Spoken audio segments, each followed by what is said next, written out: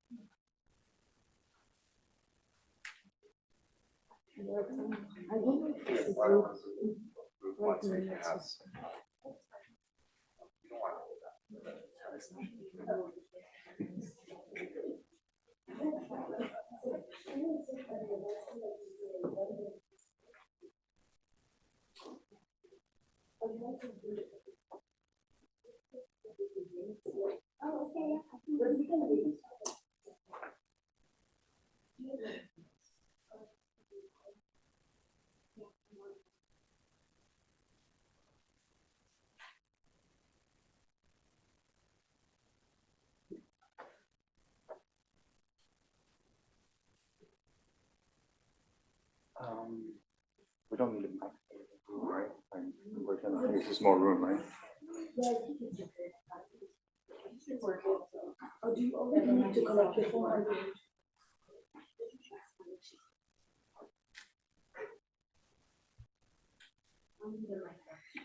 No, the mic works.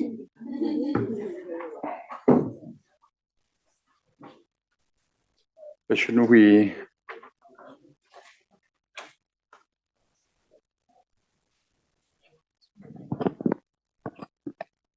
The polling slide you wanted. Oh, yeah, this is good. Okay.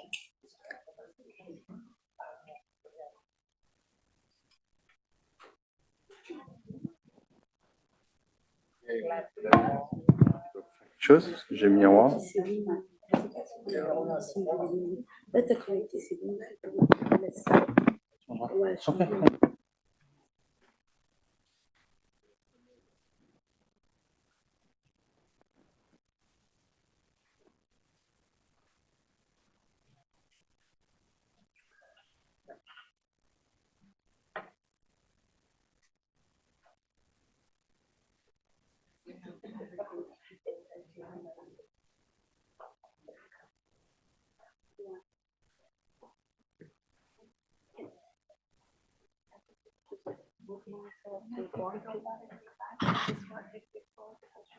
Okay.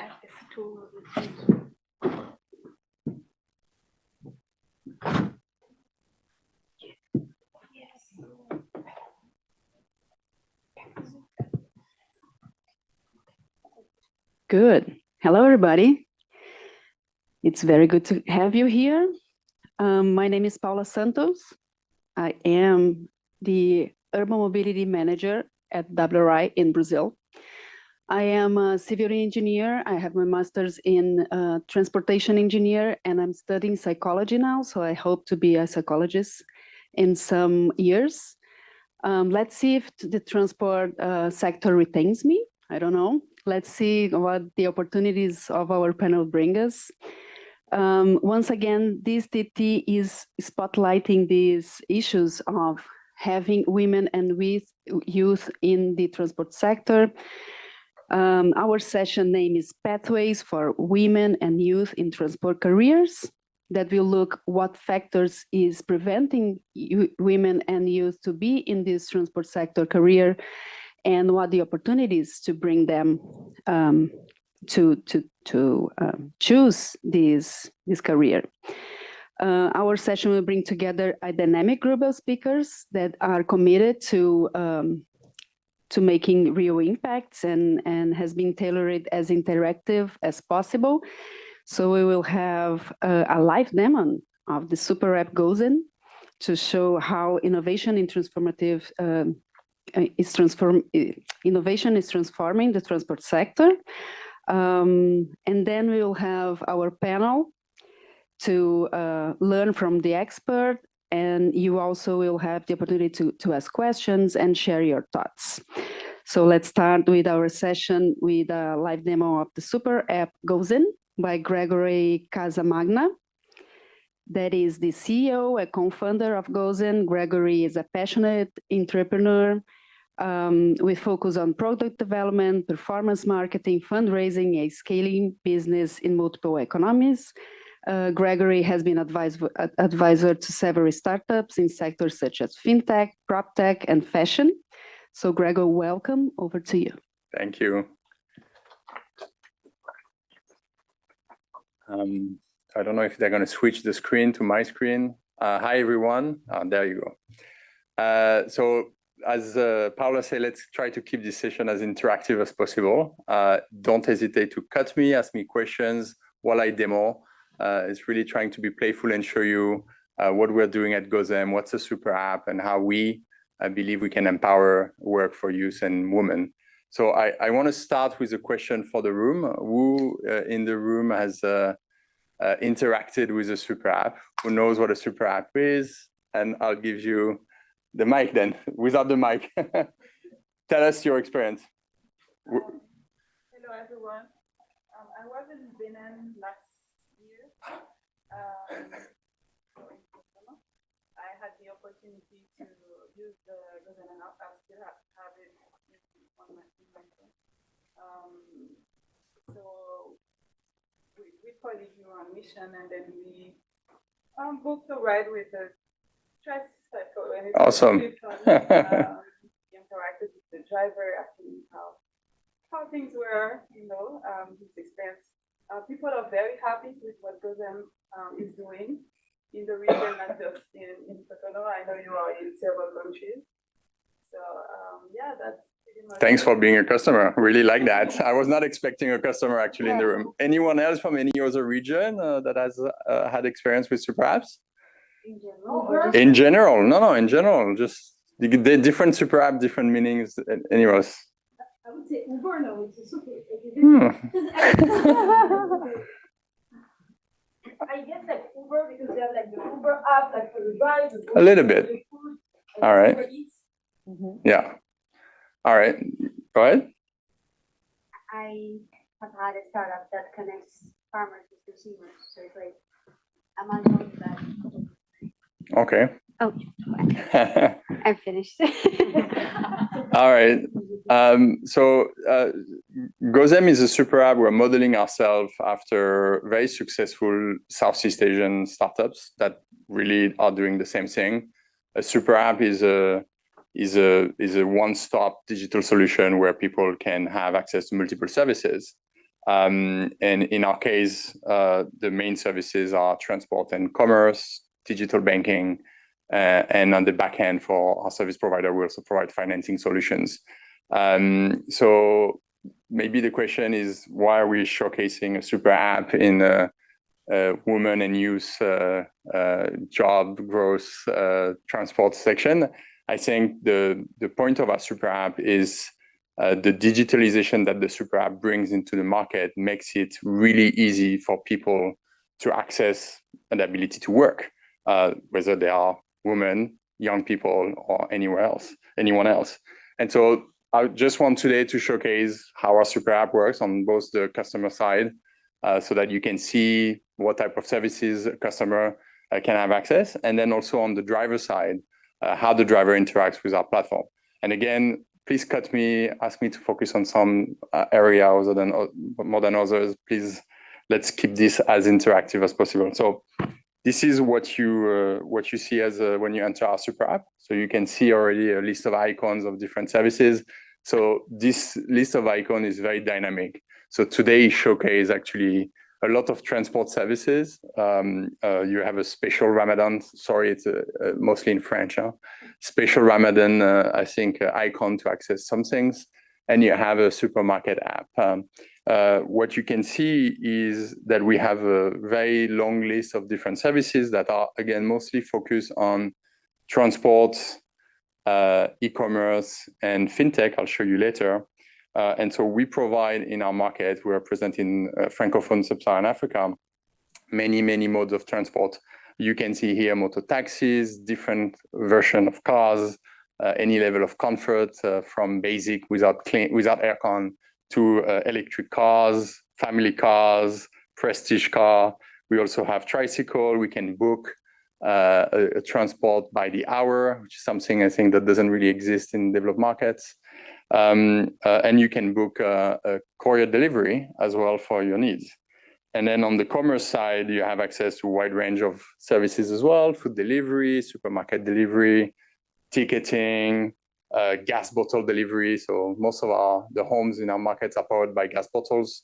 And obviously, it's very inconvenient to carry a heavy gas bottle. So we provide a 30-minute delivery for that, and many other things. And so these are all the services provided on the app that are actually provided by people, whether they are transport providers or whether they are merchants. And then in the super app, you also have access to a full, sorry, I'm going to access it from here, digital bank. So if some of you are exposed to African markets, you will know that mobile money is a very big development of digital transaction in the region. And so we provide a similar solution, which allows people to transact digitally, to hold their money digitally, and to transact cheaply. And so we have this innovation where you can pay merchants, you can exchange cash against digital money. And because we're a transport super app, you can also bring the ATM at home, and we can top up or withdraw money directly into your home. And all of this, again, is provided by service provider that work on the platform. So that's it on the consumer side. Very quick exposure. Any question? Anyone wants to see some things more? No? All right, so I'll switch to what you can see. Oh, there you go. From the driver side. So we have 3 apps: the merchant app. So merchant will have access to its own ecosystem and be able to sell things and do other things, deliver things. And this is the driver app. So how's the driver interacting with us? I think the key focus for us is how do we empower drivers to connect to our app, to be able to work, to be able to earn money, to have as much freedom as possible, and how do we empower them to work? And so here, I'm sure you're all familiar with ride-hailing services, but you might not have seen what's on the driver's side of things. How do they service the customers? So a driver will basically go online to be able to start servicing customer, and it will start receiving rides. So I won't be able to demo you that because this is a live app. But what's very important in our market is that you might be able to access a digital app to work as a transport provider, but first and foremost, you need a vehicle. And so at GoZem, we also provide a financing solution for you to be able to work. Again, empowering whoever doesn't have access to a vehicle or financing for the vehicle to be able to start working on this app. And so you can see here that we provide many different products for people to work. First, we have phones. So most of our drivers don't have smartphones to be able to work. So we sell and finance phones over a period of time. And then what's interesting for those who were in the session earlier where I presented the super app, we provide the vehicles that they need to work. And we not only provide a motorbike, a tricycle, or a car, we provide maybe all 3 if you are if you start your career with a bike and then eventually evolve into a car. So in this example, you have a driver that has financed a bike to start with and a phone that he has fully paid, and then eventually moved into a tricycle that he has fully paid, and then today is financing a car. And thanks to that pathway, he started earning quite a little amount of money per day, like around $4 per day net at the end of the day, into earning more than $15, $20 a day working in a car. And all this was possible thanks to the app, thanks to the ability that we have to understand the revenue of a driver, to finance them a vehicle because of it. And so we're empowering people to work and earn good money. in this empowerment, and so this you have made a different product. When we finance people, it's very important to give them a lot of flexibility on a daily basis on how they want to repay us. So we have a fixed repayment schedule, but we give them, again, digital flexibility about what they can do in terms of taking a break for different and various reasons. And again, this has been a very important features that we've launched, giving power to the drivers to work with their constraints in life. And so that's mostly what I wanted to show you. So maybe if you have questions, there you go, we have a question. For the financing, the driver able to just pay for Exactly. So the way our system works is that we bring customers to the drivers. The drivers will earn money, whether money digitally, so people will pay digitally through card or mobile money, or they will pay in cash. And the driver will owe us money, commission on the trip, and then a small micro payment for the vehicle. And so we collect that on the wallet that they all have access to. And so they pay 20 times a day, never having to pay a big amount. And that's what makes our financing solution so successful. It's like unlike like traditional leasing company that collects monthly or weekly, we collect 20 times a day. Drivers never owe us any money. So we really accompany them to make sure that they can succeed at the end of the day. And we make sure our most important KPI is that they earn the leftover at the end of the day is what they're expecting.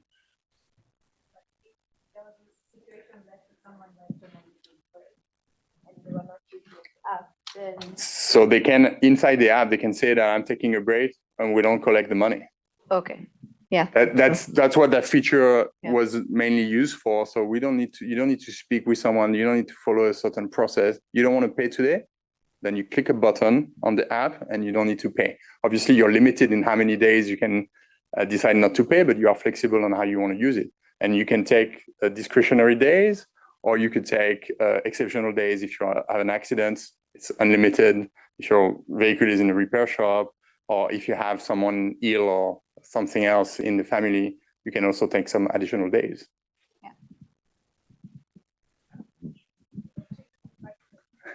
Congratulations for this system.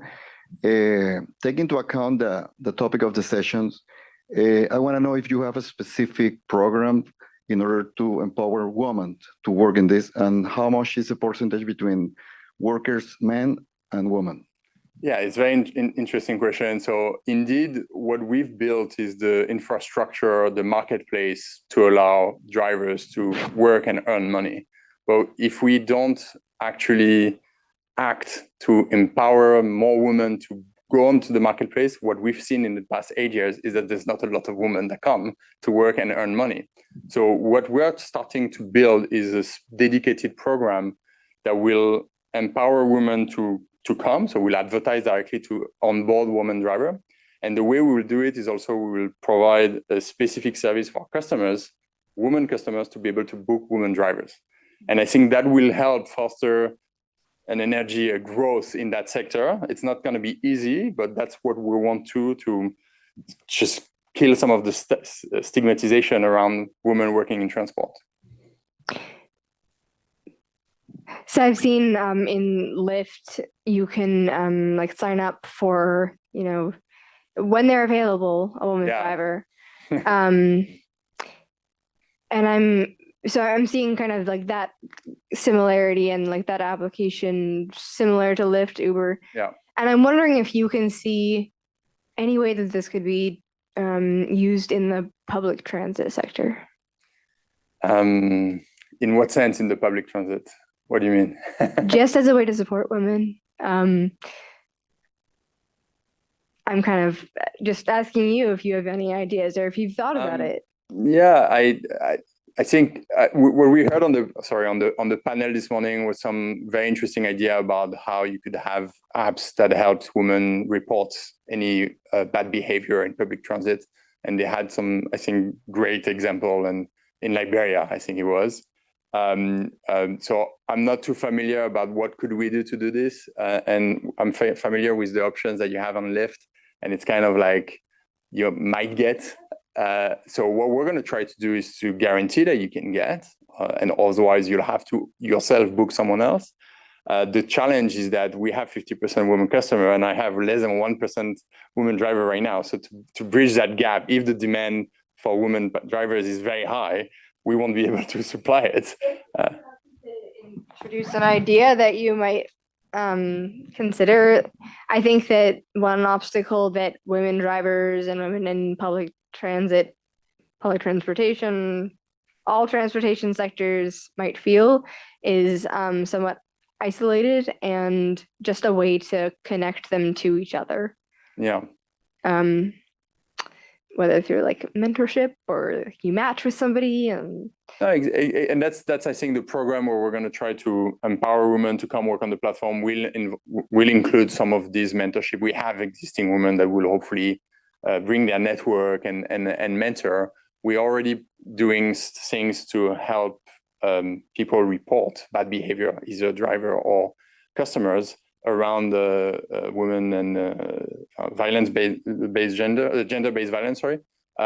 So we're doing this like structuring layer to hopefully, when we launch our service, we create a safe environment for women that will then snowball into more women wanting to work into this type of platform.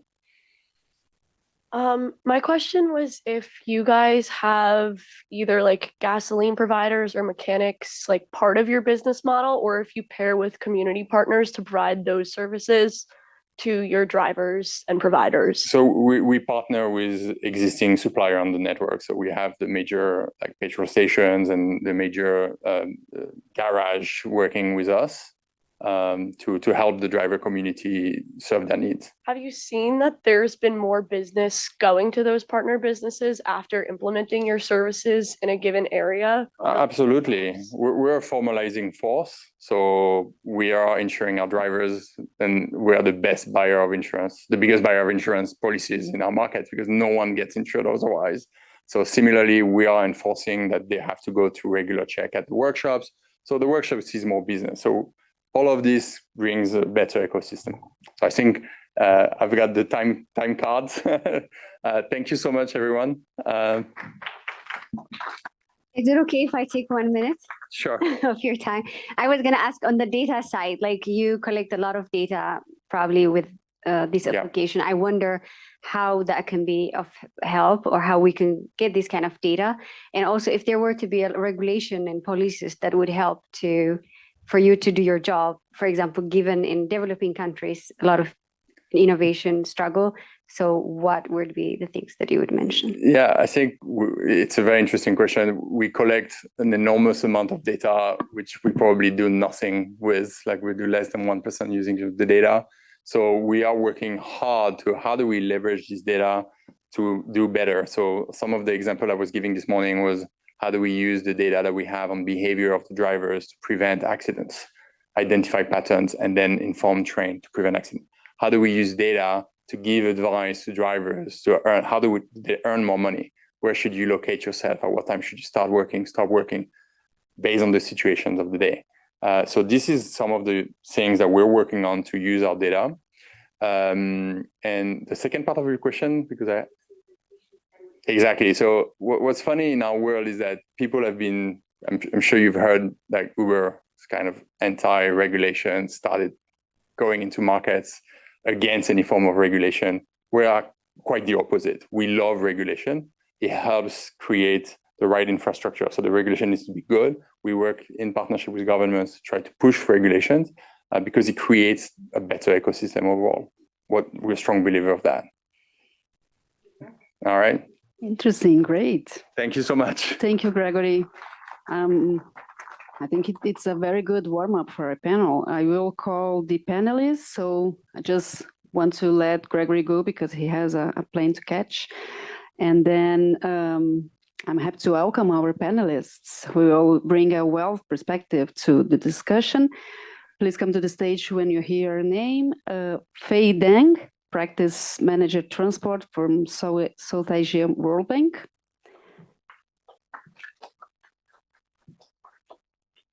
John Kidd, Associate Director, Head of Communications from International Road Transport Union.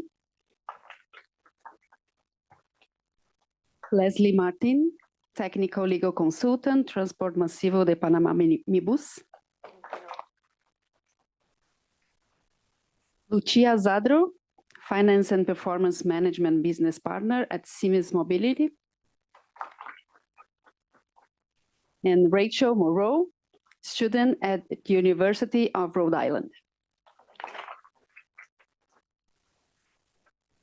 Thank you, all the panelists. Let's start talking about the challenges for breaking gender barriers and how to bring the youth to the market, to the transport sector. I will start with Leslie. Many cities across Latin America are facing this shortage on labor in the transport sector, and at the same time trying to bring women and more diversity to the sector. What motivated you in Mibus? Is Mibus? Mibus. In Mibus to start recruiting women, training women, and trying to retain them. And what was the challenges in the beginning of this process, and how did you overcome them? Thank you, Paula.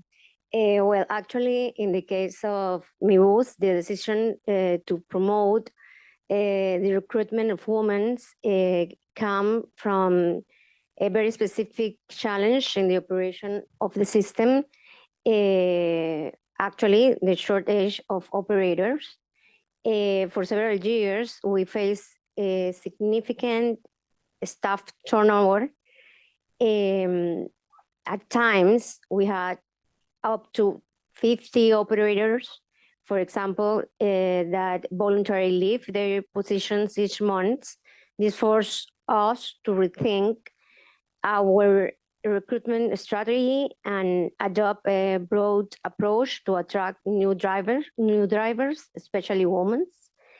The transportation sector in Panama competes as other countries with other economic activities that also demand labor, and the working condition for operators can be demanding.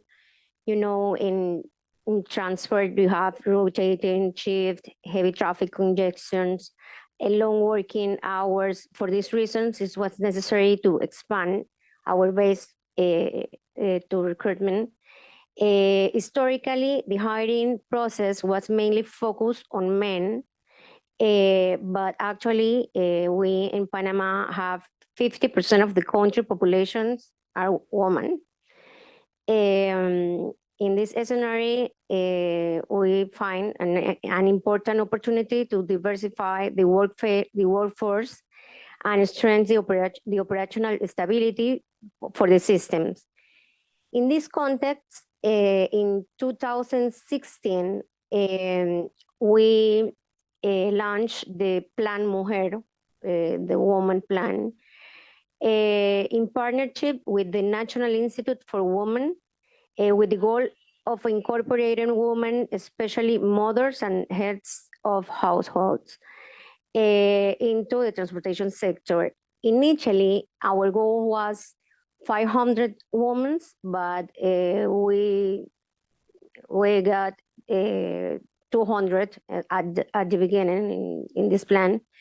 Currently, we are promoting a new stage with the introduction of the electric bus fleet, with the objective of increasing the women participation in this new type of transportation in e-mobility, and we are approximately increasing the participation in 35% of women drivers that we are in the process of preparation right now. Excellent. I want to pass to John. From a global perspective and from a perspective of our organization that represent the operators, how do you see why do you think women and youth are apart from this sector, and it feels that it's not attractive, it's not a normal career for women and young people? And do you see that this automation and digitalization of the transport sector is an opportunity, or it becomes a bigger challenge? Good questions, Paula. Maybe just to quickly give a sense of where I come from, which is an organization called IRU, and we represent operators who run truck and van, but also bus, coach, and taxi services globally. So there's about 3.5 million of those companies. And I think the important thing to note is that there's a huge percentage of those are SMEs. So often 10 staff or less, sometimes even just one driver and a truck or a bus. And on the other end, we also have members on the corporate side, which are the UPSs of the world, the FedExes, the Amazons, the Greyhound bus here in the US, Flixbus, and all of these companies, from the biggest to the smallest, have problems exactly as we just heard in Panama, and both in attracting women and also in attracting young people. So, because we're at the World Bank, I'm going to give you some statistics, if I may, but just to really show what a problem it is, because if you look at especially in road transport, commercial road transport. So all ground transport globally is about 12% women. So that's all staff in all types of operations. That includes railway and road, as well as pipeline. So road transport is about 8% of all workers are women. But if you look at drivers, which are probably the most important type of person who works in a road transport company, only 4% globally are women. So that's a bad figure. For young people, it's almost as bad. So about 6% of drivers are under 25. So professional drivers for both passenger as well as goods transport in the world. And on the other hand, 32% are over 55, and many of those are going to be retiring soon. So this is a problem in the north and the south, in the east and the west. It doesn't matter really what kind of country it is, what level the economy is at. It's a big problem. And it doesn't match the labor force statistics in the countries, where often in many countries, the women participation in the labor force gets up to 40%, even 50%. So this is despite the fact that you have strong female labor markets, for example, in many countries. So it's a really bad problem. And it's something that we've been working on for quite a number of years. We survey companies, we survey drivers themselves, especially to get a sense of what they feel. So certainly, and as we just heard, the driver shortage issue is huge, and we estimate there are about 5 million driver jobs unfilled at the moment. And so obviously a solution is women drivers and young drivers, and again, as we just heard in Panama. But on attractiveness, the statistics are really bizarre, or what we find, it's really bizarre. So drivers that are inside the sector are quite proud of being in the sector and tend to stay in the sector if it's not in an urban setting. So and this is especially relevant for goods transport. But at the same time, they don't recommend the profession to other people, including their friends or family. So as we call it the net promoter score, it's only about 14%. So it's a really bizarre situation, and we don't even quite know why that is. I shouldn't be saying that, but so if anyone has any ideas about why that is, and maybe it's because Weird people. Avoiding weird people, yes, could be. And that comes to the reasons. There's a whole mosaic of reasons, and every country, every region, every city, every sector has a different mix of reasons why. So that's why there's no real simple solutions, which I think we'll get onto. But there's certainly cultural issues in terms of discrimination, in terms of stereotypes. There are image issues in terms of the perception of the industry being really kind of dirty, really unattractive, especially in road transport. I don't know if this is so much an issue in other modes of transport, because their rates tend to be higher for women especially.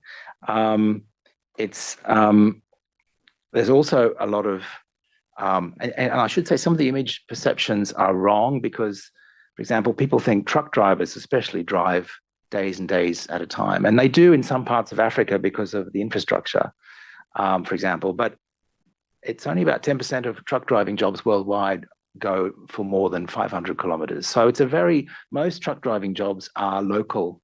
And so really good for women to do those kind of jobs because you're not away for days and days at a time. And men as well, in fact, because men also report that the long distances are difficult to work on. There are a lot of legal issues in terms of young people, the age at which you can do certain professions in the career, especially drivers. There are also some countries just ban women from driving. So there are a lot of legal issues as well, and practical issues such as cost of training, cost of licenses, and those kind of things.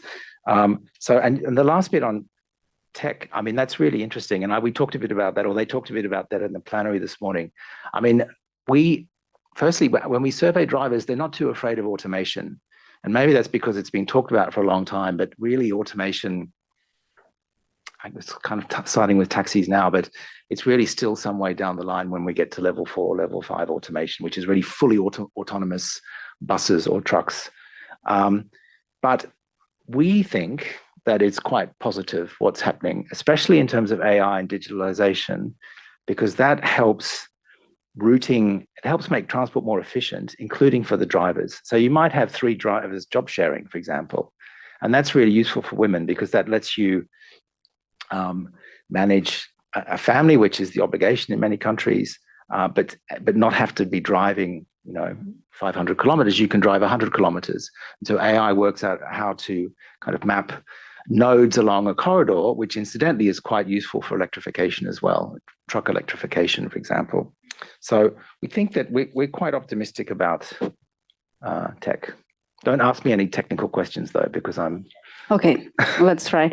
I think we are creating a very good, painting a very good scenario. Not good scenario, but a very, I'm very preoccupied for this scenario. I want to know about the Siemens perspective also. How serious is this shortage in transport sector labor, and how is this affecting your operations? And also, what new skills are you recruiting that may be more attractive for women, and maybe try to overcome these challenges? So I believe what we're seeing mostly nowadays is new challenges, mobility challenges, mostly in urban areas. I think with all this rapid technological and social change that we're seeing on a worldwide scale, obviously the needs for transportation are changing. And I think it's us as an industry that need to come up with the solutions, creative solutions for these issues. So now you ask about shortages. Definitely agree with John. I think the shortages are very real. And specifically when we talk about women, I think in the transportation sector, I heard something about 25-30% of women representing in the sector. And what we see specifically in Siemens, that gap is not because of a capability, so a skill issue. But we do see a lot of things that have to do with perception. So for example, a lot of the times we see that candidates, women, young people, have the impression that in order to apply for a role, they need to have previous experience in the transportation sector. And because they do not have that, they do not apply. And because they do not apply, we don't get the chance to get to know them, interview them. And actually what we're looking for is skills. So then for us, for Siemens, it's clear. We need to bring on board a new generation of talent. We've heard a lot about this replacing the aging workforce. And I mean, that's true, that's real. But the reality is broader than that. We have this need, this desperate need for new technological skills, and they're so new and they're so cutting edge. Then realistically, the people who are now equipped with these skills are young people, because they are the ones that are just entering the workforce. they are the ones that are getting education, thinking about where do I want to go. So, and when we talk about that, we talk about technological skills. And I think the beauty of it is that if technology has enabled something, is the democratization of information. So now if you want to learn a technological skill, you have less barriers than ever to do that. So having that, and we also have new tools to recruit people around the world, and that already broadens the, let's say, hiring pool. So then, what else? I mean, we talk about diversity, and from the private sector perspective, I can give some examples of what Siemens Mobility is doing. So, for example, we sponsor the Women in Transportation Conference, an annual conference. Another cool thing that we do is we have our own mobility day, and basically what we do is we have a lot of people from our management. They come in, and we try to foster this networking opportunities with people like young people, students that are interested in joining the sector. So it's really nice to see that they take time out of their day to kind of like give that mentoring and kind of like guide people who might be interested in the sector. And diversity is good. It sounds good, but honestly, it's not just good for the candidates. It's also good for the business. So, for example, in Siemens, we think that having an inclusive environment really fosters the best business decisions, period. We like to say that we like our teams to represent the communities that we serve with our solutions. And I've worked in Latin America, in Europe, now in the US. I work with teams from all over the world. And without fail, every time that we have a multicultural team, I see that we always find the best solution for an issue simply because we have people with very different backgrounds, different worldviews, kind of like looking at the same issue, but from different views. So, I mean, all in all, industry, society, we kind of need to meet halfway. And in this kind of complex environment, and also recognize the value that women and youth bring. And what we need to do is honestly just work together in fostering an environment that sets them up for success, because otherwise I don't think that we're doing them justice. Awesome. And we have logistics students with us, and I really want to know, Rachel, what motivated you to start this career right now, and what your peers think of our choice, and what concerns you hear from them and from youth and from young women to enter in this sector at today. Thank you for having me on the panel. I'm honored to be a part of this conversation and share a perspective on the next generation of transport and logistics. As someone entering this field, my journey has been influenced by personal experience and realizing how central logistics is to the global economy. I entered this field learning about it within my economics courses at my university, where I developed an interest in markets and global trade and learned that logistics are what turned those economic principles into the real world systems. That being said, when I tell peers I study logistics or supply chain management, the reactions are pretty mixed. Some immediately understand how important the field is, while others aren't quite sure what the field involves. Even some of my fellow business majors sometimes assume it's specifically about trucking or warehousing, even though it's far more than just that. This highlights that logistics doesn't have the same visibility as fields like finance or marketing, even though it's foundational to how businesses operate and how the global markets function. This more limited awareness of the field also shapes how people perceive who belongs in the industry. I got some numbers too. According to a 2023 study, women make only about 28 to 40% of the logistics force, but in transport intensive roles, it's only about 15 to 20%. These figures can influence how young women see their place in the field, yet the industry itself is evolving rapidly, where modern logistics is now being powered by diverse perspectives. Mentorship has been especially meaningful in my own journey. Last fall, I participated in the global sustainability supply chain student competition with guidance from my advisors and professor, where I had the privilege of collaborating with an exceptional team of driven and talented women representing the next generation in logistics and transportation. That experience pushed me beyond theory and into real world problem solving. I learned to think across borders, and it showed me how powerful hands-on learning can be, and to look for solutions that consider the environmental impact and resilience. Similarly, internships and case study-based experiences are critical to hands-on learning that bridges classroom theory with the workforce realities. They allow young professionals in the sector to build leadership skills and confidence in their abilities. These experiences attract diverse talent, and they break down misconceptions on what this career path can look like. Finally, the next generation is ready to innovate and strengthen the future of transportation. What we need to do that are clearer pathways into the field, more visibility into what logistics truly involves, and continuation of bridging the gender gap in this industry so we can build a workforce that is not only effective and resilient, but ready to meet the evolving demands of global trade. Excellent. Well, this is something for me because in my time in engineering, it was like a fight. It seems we have more opportunities right now, and I'm very happy to hear it.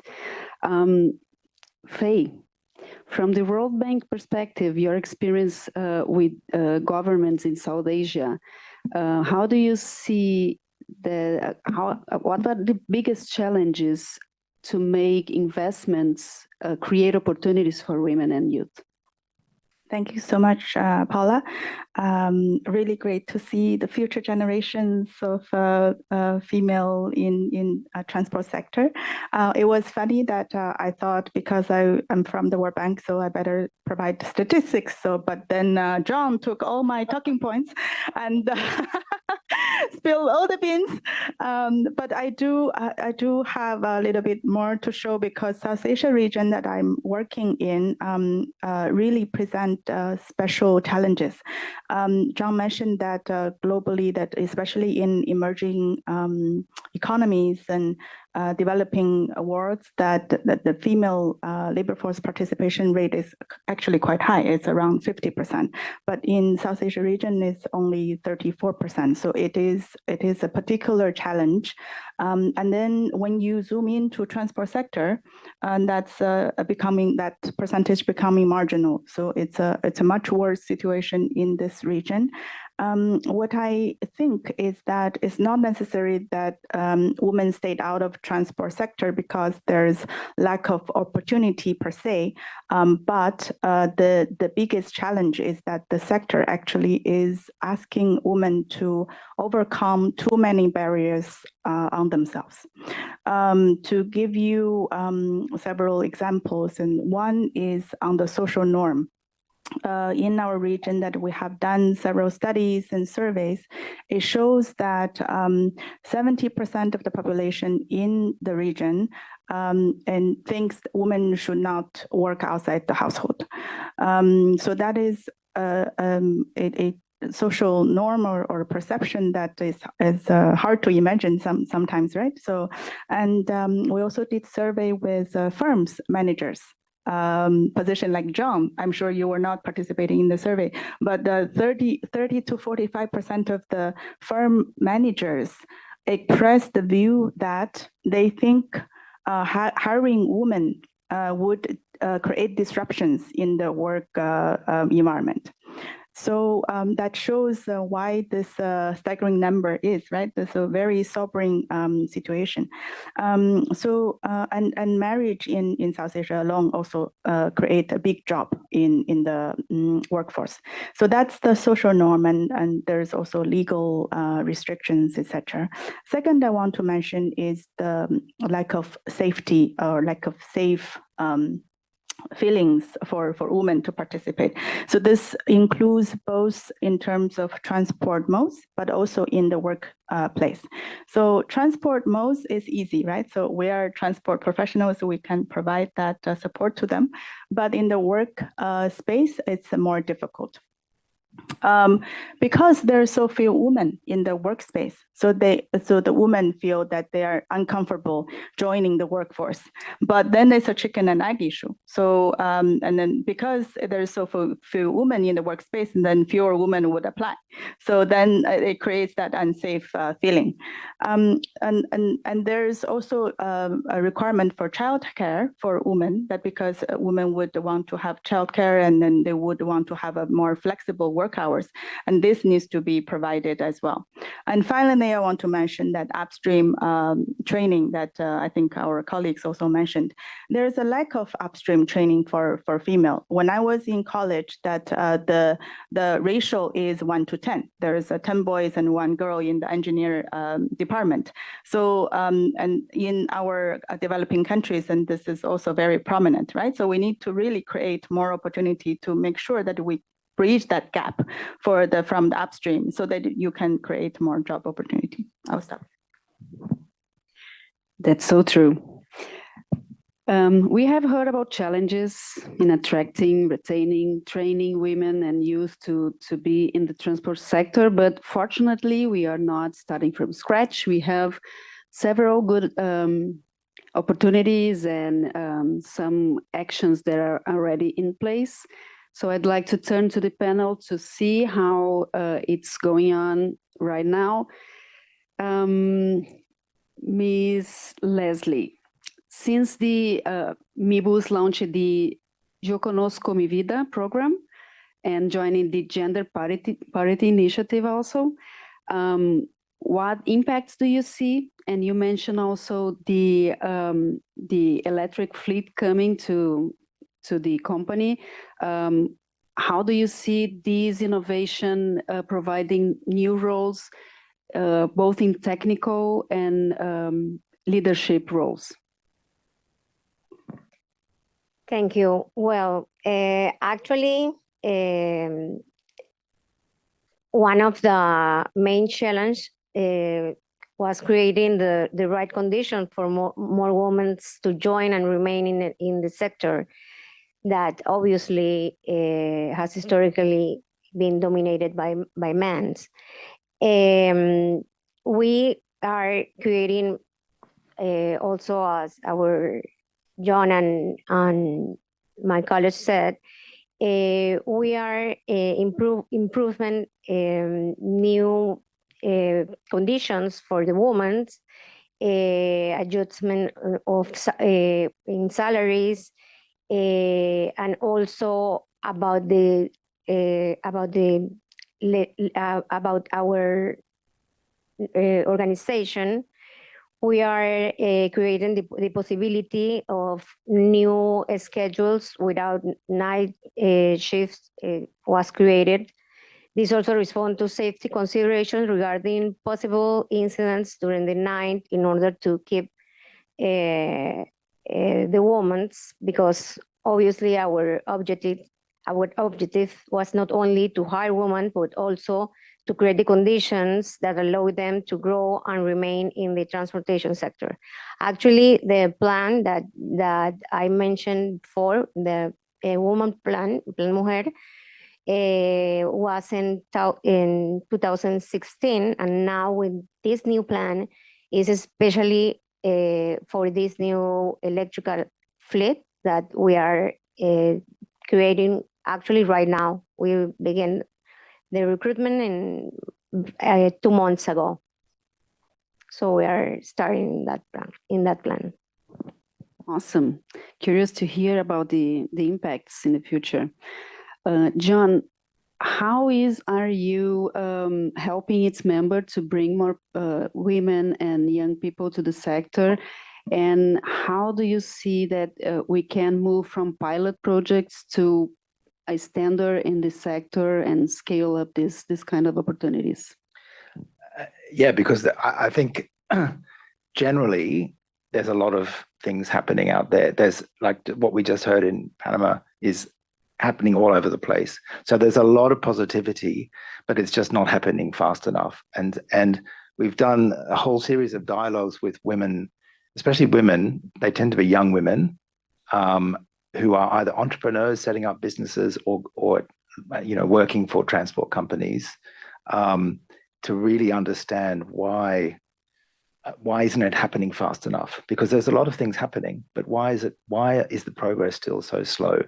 But as I said before, there's a lot of different causes to this, and so there's also a lot of different solutions. And some of the things we work on is certainly on the education side. There's a lot of good examples that come from government on supporting specifically women in training to go into transport, either in maintenance or engineering, but also in driving and being able to become a professional driver. So I just heard this last week in Kenya, the government actually gives women a subsidy to go and be trained to become a professional truck driver. And that's also part of bringing road safety standards into Kenya as well. And so we work with some great entrepreneurs there, women entrepreneurs who are setting up networks of road transport. And that already, I think that's been running for about a year. It doesn't cost much money, and that's already made a big difference. There are legal fixes, and we do advocacy work on that to make sure that age restrictions, for example, make sense. So and especially from school, so it's great to hear Rachel when, she knew people, there were some mentors there. But sometimes if you come through school, you leave school and you can't go into transport to work as a driver, for example, because you have to wait 4 years, you lose a lot of people. That's only one profession, but that's an important profession in logistics. There are technology fixes. We talked a bit about that before. And I should also say technology is also making the industry a bit, at least in terms of road transport, a bit sexier. So electric trucks, I don't know if anyone's driven an electric truck. I have. It's really good fun. And it's nothing like, I never drove a diesel truck, but it really gives a good image of the industry now. It's a cleaner, greener image for the industry. And I should also add, in terms of solutions outside of the sector are conditions, and specifically parking conditions. So parking is a really big issue around the world, and especially for women. Men rate this really highly as well, male drivers, but female drivers rate parking as the number one issue. So having safe and secure and clean parking facilities, if you're a truck driver or a coach driver, it's less of an issue in urban transport, is really important. There's a lot happening from within the sector, and so we've just launched a charter for SMEs in particular, big companies as well. So really, because somebody said in the plenary this morning, if you have 5 people or 10 people in your company, you don't have an R&D department. Well, you also don't have typically an HR department. You don't have a diversity and inclusion officer. You don't have those kind of people. So this just helps small and medium-sized companies in road transport use non-discriminatory language when they recruit people. Have a system in place that calls out harassment really quickly or discrimination against women. So just some of those really simple things that you wouldn't think of, and I'm sure in Siemens you have all of those things, but in the millions of SMEs, they don't have those. So that's really something we're driving, and my colleague Clara in Geneva is really driving that at the moment. And then beyond that, I would just say more broadly, and I think all of the panel talked about this, just having women and young people who are visible in the sector, who are mentors, either directly or people see them in the media, they see them on social media. And there's a lot of amazing things going on. We have a whole series of, female entrepreneurs as influencers from all over the world. And that alone, I think, is one of the most important things, is to really communicate the stories behind how women and how young people can come into the sector and be successful. And not only, as somebody said this morning as well, transport really empowers people, and it empowers, therefore, women. But transport jobs really empower women. And we have a lot of amazing stories on, especially entrepreneurs who set up their own business. And some of them use platforms like Greg showed us before, but especially on the mobility side, but also on the logistics side, they can really break out of bad situations and set up their own company and become empowered themselves. It's a relatively easy sector to get into in that sense. So a lot of amazing stories out there. And that's really important that we tell that more and more and more, that we tell those stories. Yes, it feels we are giving like baby steps still when we talk about there are many pilots, but it's still we cannot bridge this gap. And Faye, the same question for you. How do you see we can make this scale happen? And maybe let us know what policies or financing strategies you perceive that it's missing. Thank you so much. So as John mentioned about the legal fix, I think that's very, very powerful because you're fixing it from basically the top, the most upstream. Because there are several legal restrictions that we're facing, for example, that there are countries who have restrictions for women to work night shifts and to work on certain type of jobs, and these can be easily fixed and to make it par with men.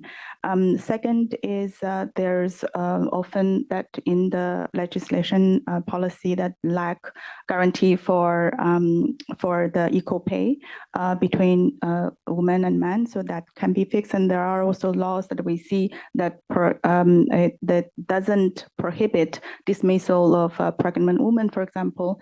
So these are the things that we can easily provide support into their policy reforms and into their legal changes. And there's under our financing or projects, we're also operationalizing the sexual harassment laws, so to make sure that women are protected and they feel that their workspace is safer, right? So that's on the legal side.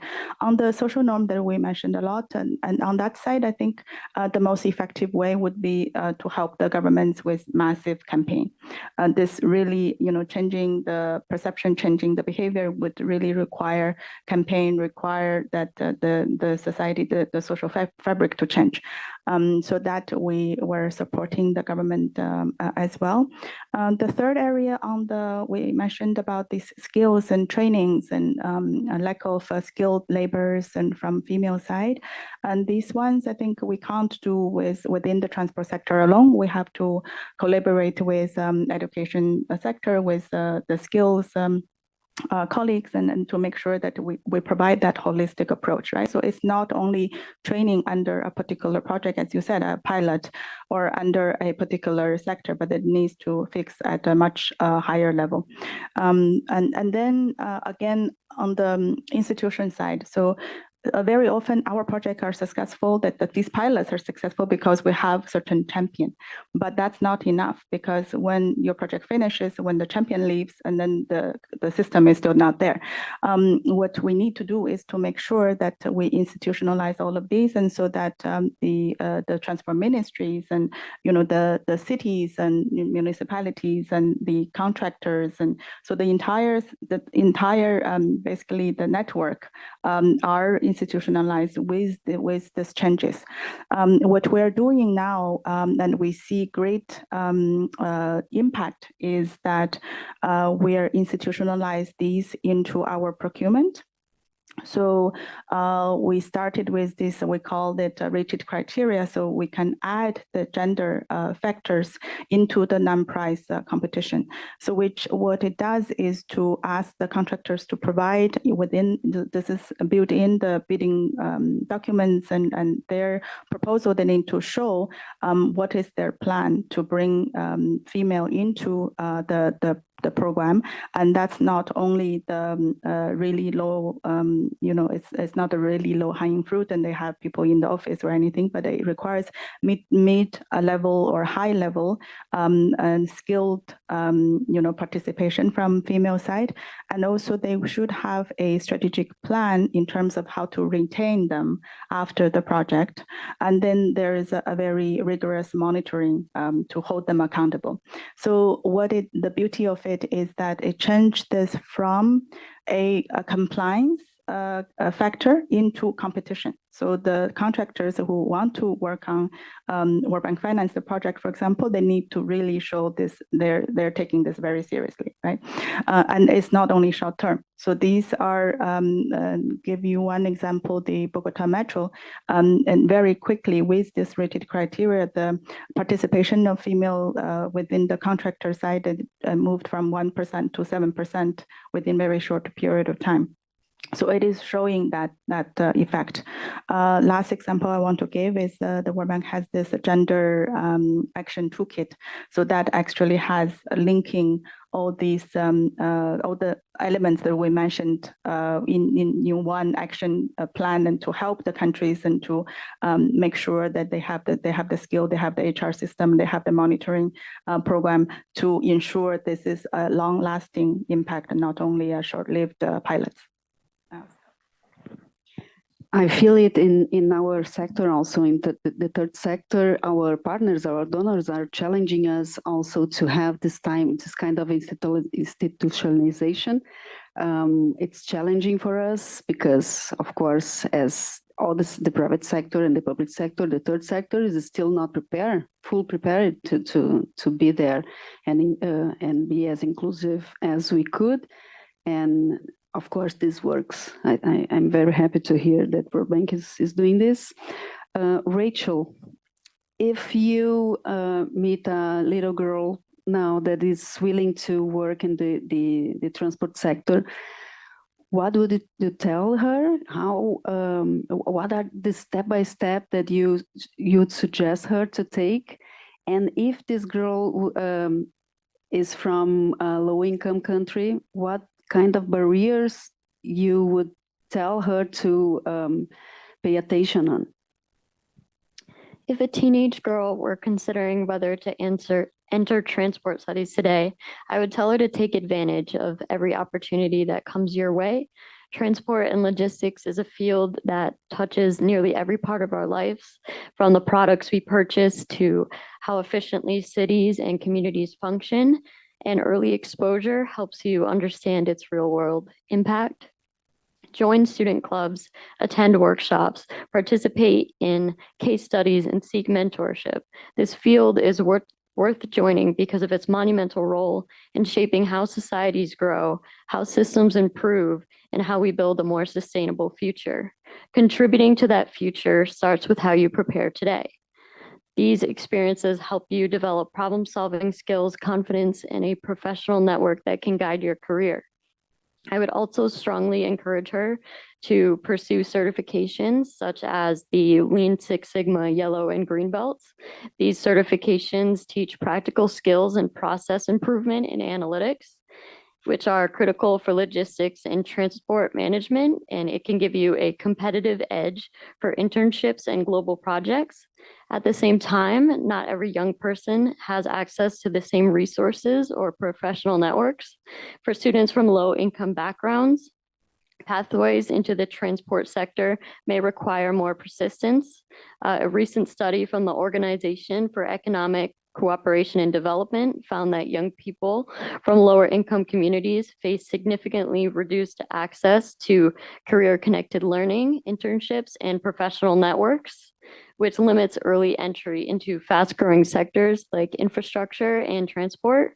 This reality makes it important to utilize as many resources as you can, such as virtual workshops, open access certifications, and remote mentorships.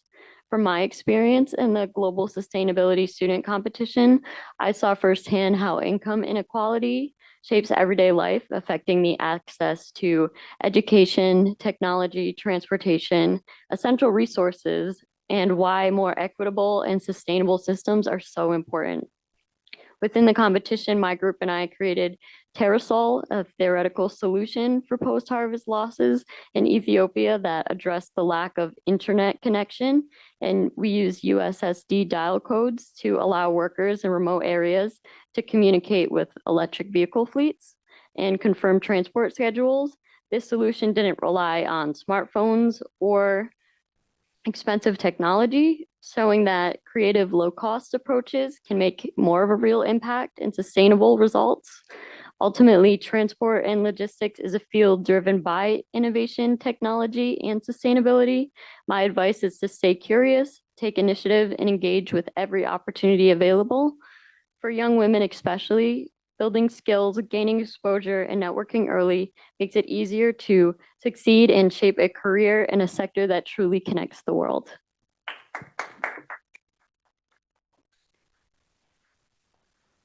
Only be brave and pursue for your dreams, right? Lucia, I would like to know the Siemens perspective also about these opportunities for scale. How do you see that we can move the pilot interventions to more standardized perspectives, and what is the role that you see that governments have to play, the industry have to play, and the training institutions have? So I have to say that I agree with some of the things that were already said by the other people in the panel. I think personally what I have seen is that the initiatives that have the most impact are the ones where all kinds of organizations, so public, private, NGOs, education bodies, come together and bridge those gaps that are where most of the candidates and people fall because they are not sure how to navigate. So think like the pipeline of going from university to finding a job. So that can be difficult because once you are in studying in your education, you want to shift, it's very difficult to navigate. So I think another thing, I think John also talked about this, we need to create a broader sense of awareness of what the transportation careers look like nowadays. And I have the impression, I've seen it, I think also, Rachel, you talked about the impression that your colleagues have when you talk about the field that you're studying. I think people don't think of transportation as a sector that's innovative. And I mean, I think it's also our responsibility to change that perspective. So another thing, again, touching back on what I mentioned earlier, when we think about skills, I think we need to kind of rethink our approach to hiring. And again, this is not just in transportation sector. This is pretty much the same across the board. But the methods of hiring have been the same for the last decades. So if we want to shift from this mindset that we have today, where we focus on where do the candidates come from, where have they studied, which universities, which companies have they worked for before, and we shift to skills and we focus on what skills they can bring, then I think that will make it more attractive. And you also talked about this isolated pilots, and I have to say, I have my own opinion on this. I would not discount the impact that they have in integrating women and youth. And actually here I can give a good personal example. When I was starting my career, I was still not fully sure what I wanted to do. And I really wanted to study programming. So I actually won a scholarship, and it was a scholarship given by the World Bank, unrelated to the reason why I'm here today, but funny. And so basically what they were trying to do is they were trying to measure how many of these women who were given the opportunity, they had no previous knowledge, to go into the study program, were able to enter specifically the tech and programming sector. So I did the study program, and in the end, my career went in a completely different direction. So if you were to measure my individual success through the lens of this isolated pilot, you would say, well, she's not in the tech sector, so this has not been successful. This pilot has not been successful. But the reality is this could not be further away from the truth. I mean, the skills that I learned have been so invaluable. They have helped me in every role that I've held since I started. They have helped me understand my colleagues' job better. So now, again, talking about the skills, they are becoming more and more important. So honestly, for me, it has been very invaluable. So for me, the more programs that we have, the better, whether they're isolated or not. But of course, to have them realize their full potential, then we really do need cooperation. Wow, what's awesome. I think, do you have time for questions? Yes? Okay. So let's start some, if we can give this lady and that lady a microphone to grab some questions.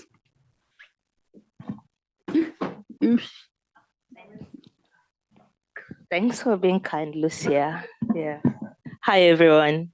I'm called Nancy. I have two questions. Maybe the first one, though, is a comment, especially what I think all the panelists have talked about. I think also when you talk about women and youth in careers and transport careers, I think we should push more for stratification of data. And what Faye was talking about is very critical. You see, like enough times we still have women and youth at the entry level of data, but then as it gets higher and higher, it becomes very thin and very narrow. And at the top in some organizations, in some countries, we barely make even 2%, you see. But you see the reporting will be, we have 30% of women in the organization, but then most of them at an entry level. But then my question, so that was just a comment. My very brief question to any of the panelists who can answer is, I think the barriers to access sometimes is looked very differently. Think about a house where a group of people want to enter the house, but then they are pushing, but then the door won't open, right? Then the second scenario where the door is open and the host is standing at the door, but then no one will come. I think a lot of time how we look at it, the main issue is the actually women and youth at the door who want to enter. You see, but then there's barriers of access for them to enter.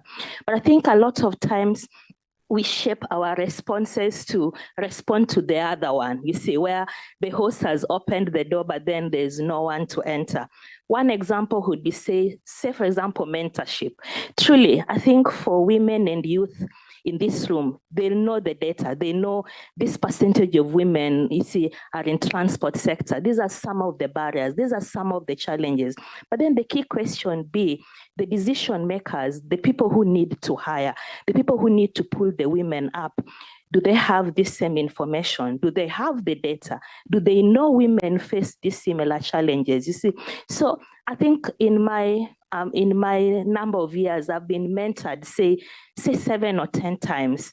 I truly feel I know what, say if he was hiring, I know what he needs to do to hire me. But then the question is, does he have the same information? Does he know what he needs to do? So then I'm also hired in that similar perspective.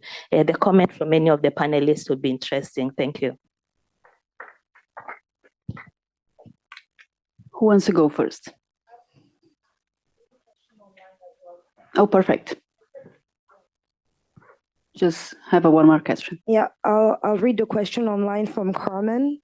The question is, I quote, "We often tackle the low percentage of women in the sector by focusing on recruitment.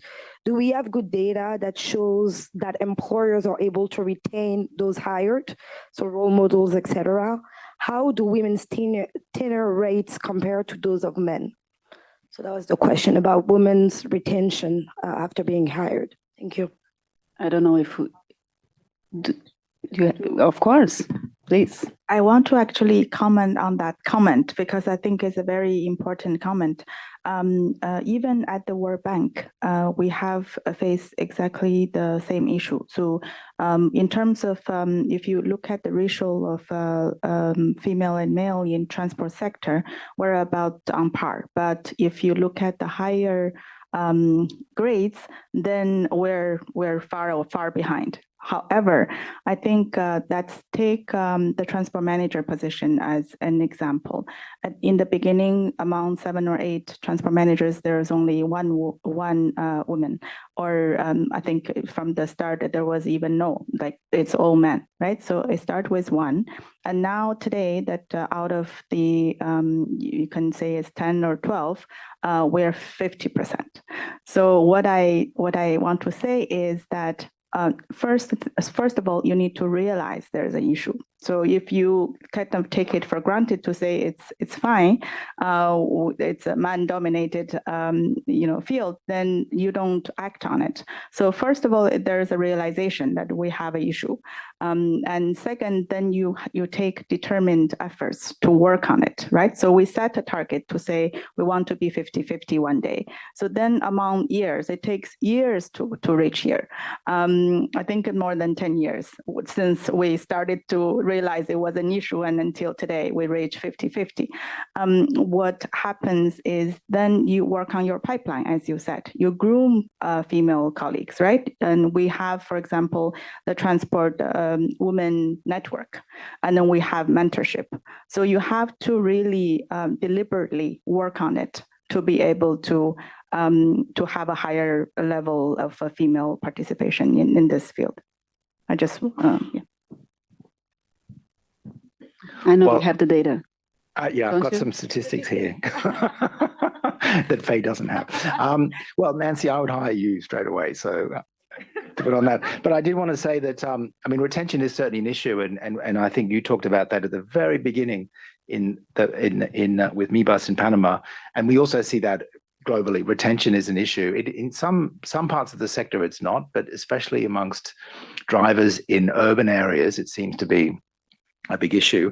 We're trying to, and so I have 2 points related to this, related to associations, and it touches a bit on the mentoring and some of those aspects that other panelists talked about, which is there's a lot of transport and logistics and mobility associations of companies. So sometimes they're linked to educational institutions. In our sense, our members are primarily, for example, the National Road Transport Association of the US or of Zambia or Togo or whatever.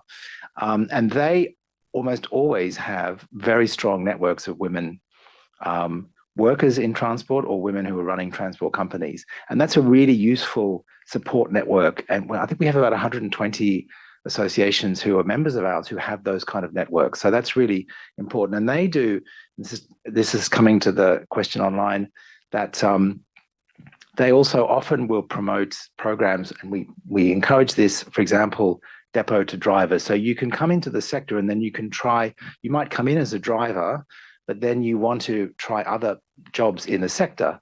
And then there's sometimes training associated with that as well. You want to become a mechanic, for example, or in reverse. And that tends to help a lot that we've seen with retention in the sector. No data on that, Faye, sorry, but anecdotal evidence. Of course, and the opportunities to grow and become a leader as well, right? Can I just add? Yeah. I mean, I've worked for IRU for 10 years, and there were almost no women in the room when all of our associations and company members would come together. Nobody. There'd be 300 people in a meeting room, and then maybe 5 women. And that was 10 years ago. And now it gets to 50%, 50-50. So these are often the people that are running these associations that are elected into positions because they themselves are running companies that are running road transport services. So I think it's changing. It's just not changing enough. But women are reaching leadership positions much more so than at least I can see 10 years ago. Yeah, and then we are able to make decisions, what is key, right? We have another question over there.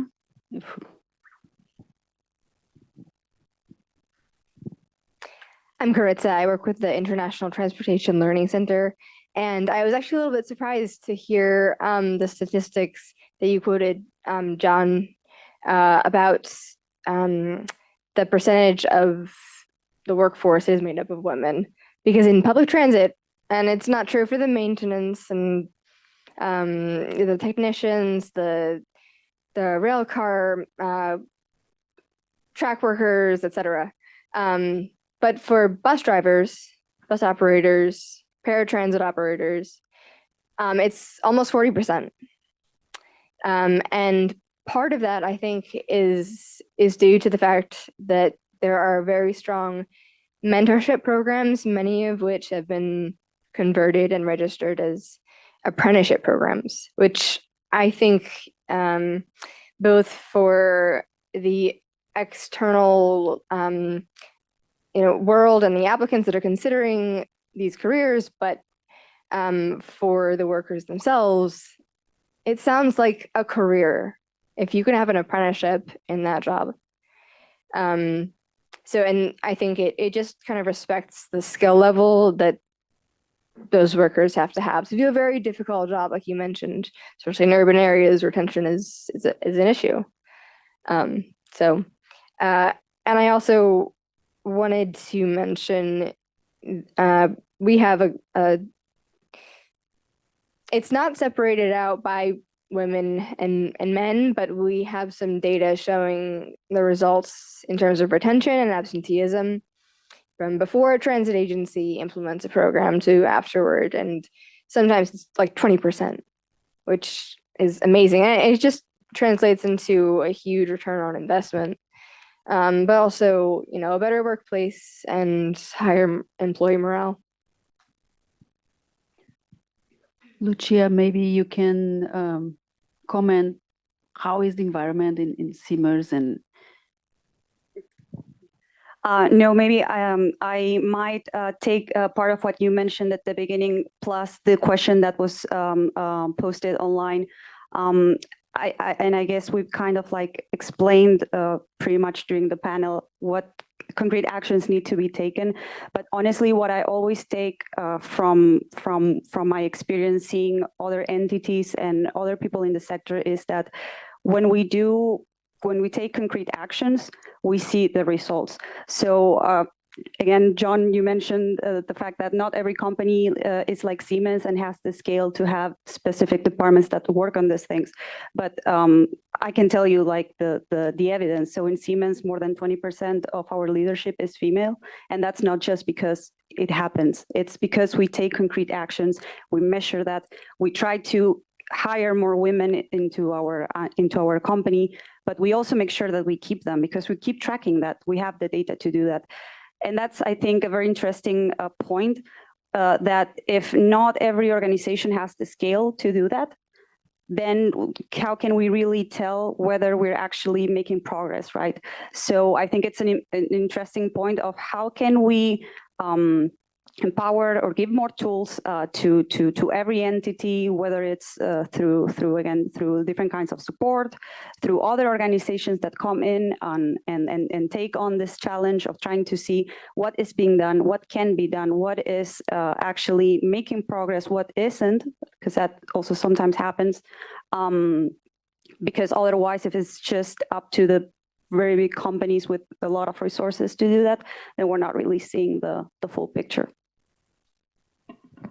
Yes, I want to say that, for example, our answers as operator of the transportation system in Panama, we have the 90% of our employees are operators, drivers, and technicals, and around 10% is administrative personnel. So when we are talking about drivers, that is the focus that we have in this presentation. Obviously, our percentage is very, very, very low, and we have to work in that. And that's the reason that we are training these people in order to begin with leadership training, self-defense workshops. We are doing a lot of work in order to keep women as drivers, as operators too. Great. I think we have 3 minutes. I had one more really quick comment. Okay. I also think that there are resources out there. The U.S. Department of Transportation and their Federal Transit Administration has put a lot of emphasis on workforce development and has created a technical assistance center for workforce development, which we operate. And if you're interested in learning about that, I can give you my card.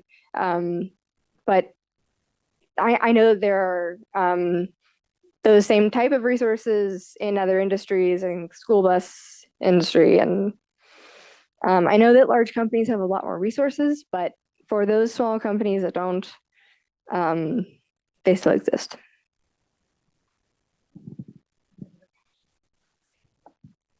Yeah, I was really interested to hear all the work about empowering women and the mentorship and stuff, and I really support that, and I've been beneficiary of that through my career.